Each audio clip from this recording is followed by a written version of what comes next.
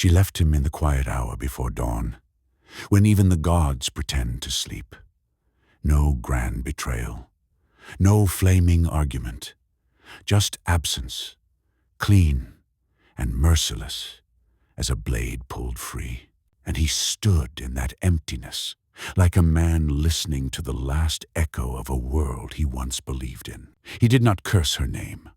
He did not beg the sky for her return. Love had abandoned him before, in smaller ways, long before she ever walked away. What shattered him now was not the loss, but the clarity it delivered. He finally saw every compromise he had made to keep the peace, every edge he had dulled, every piece of himself he had traded for the illusion of belonging. The truth hit like winter. She had not left a strong man. She had left a softened one. So he did what men carved from old storms do. He gathered the shards the way warriors gather fallen spears after battle, and he walked into the cold without looking back, not out of spite, out of reverence, for love that is worthy does not demand you shrink. It demands you rise. On that morning, he learned the hardest lesson the wanderers of the old mythos ever teach.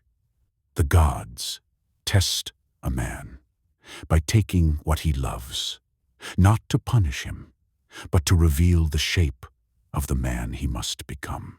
He stepped forward, not in healing, but in sharpening. And somewhere far beyond mortal sight, tyrants paused, sensing the birth of a new and terrible resolve. Your queen has abandoned you. Good. Let the sting wake you. You were weak. You were soft. Your sense of self was a cracked shield, and she saw the fracture long before you admitted it existed. Accept this as a decree from the old gods. You have work to do, the kind of work that reshapes marrow and burns the boy out of the man. Weak men blame their circumstances. Weak men curse their enemies, their fathers, their luck, their queens. All of these forces serve a single purpose: to expose the fractures you keep pretending aren't there. They are not punishments. They are revelations. And when dawn finally peels over the horizon, something ancient stirs beneath the earth.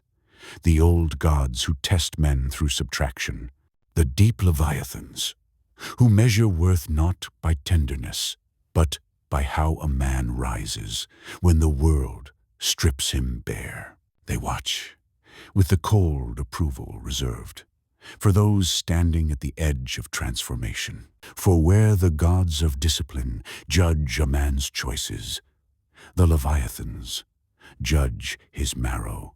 They do not speak in omens. They do not speak in blessings.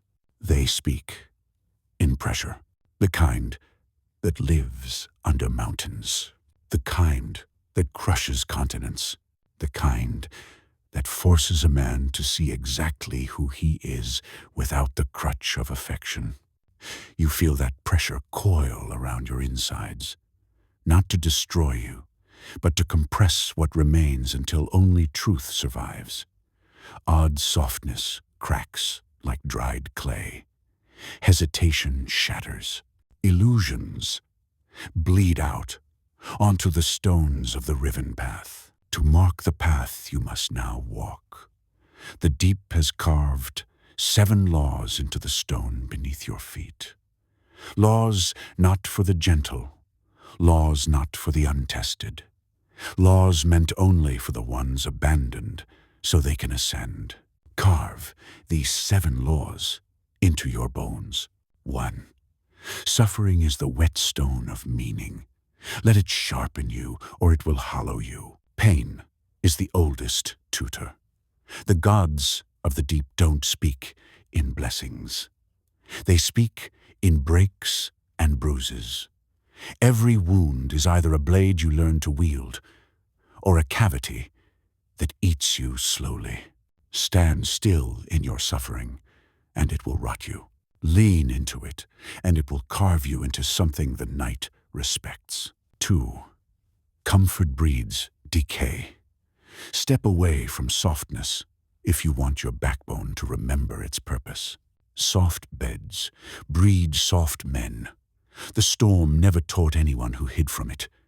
If you want character that stands when kingdoms fall, you step into cold rain, into hunger, into discipline that grinds like stone. Comfort numbs the warrior until he forgets the taste of his own fire. 3.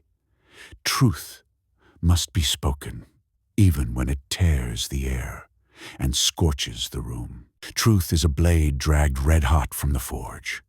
When you speak it, someone bleeds. Maybe you, maybe the world. But silence is worse. Silence is cowardice in ceremonial robes. Let your truth crack ceilings, unsettle tyrants, and leave scorch marks on the walls.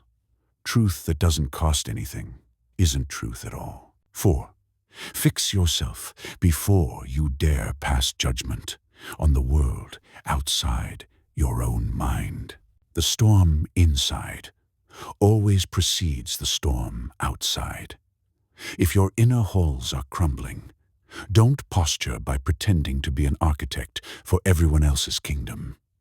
Hammer your own fractures first. Temper your own steel. Only then can you look out at the world without projecting your broken pieces across it. 5. Desire may live inside you, but it must be chained or it will devour you. Desire is a wolf with too many teeth. Left unbound, it eats your discipline, your purpose, your sanity, everything that makes you more than an animal. But chained and trained, it becomes a war hound at your heel. Command it, don't worship it, and never let it decide where you walk. 6. Legacy is earned, never begged for, and never built on the backs of the innocent or the fragile. Legacy is forged in choices that scrape the soul raw. Brute strength alone won't do it. Cowardice won't do it either.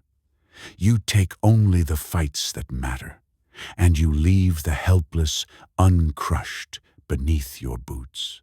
Any fool can burn a village. Only a man of iron builds a legend without staining it with unnecessary cruelty. 7. Strength is a ritual without end, a daily offering, a promise made in sweat, not words. Strength isn't a moment, it's a liturgy, a prayer said in iron, a vow renewed each sunrise. You bleed for it, you grind for it, you claw your way through the ash for it. The storm doesn't care about yesterday's victories. It asks one question, every dawn without fail. What will you sacrifice today?